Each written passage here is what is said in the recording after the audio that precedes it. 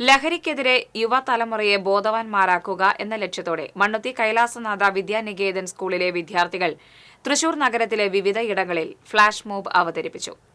Thrissur corporation ഓഫീസിന് മുൻപിൽ നടന്ന ഫ്ളാഷ് മോബ് അവതരണം മേയർ M.K. വർഗീസ് ഉദ്ഘാടനം ചെയ്തു.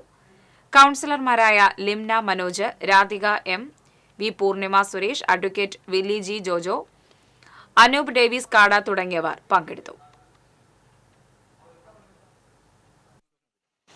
അതുപോലെ തന്നെ അതിൻ്റെ നമ്മുടെ വിദ്യാർത്ഥികളെല്ലാം പ്രത്യേകം ശ്രദ്ധിക്കേണ്ട ഒരു വിഭാഗം ജനങ്ങൾ അതിനകത്ത് പ്രേരിപ്പിക്കുകയും അതില്ലാതെ ജീവിക്കാൻ പറ്റാത്ത ഇന്ന് പൊതുജനമെല്ലാം ഒന്നായി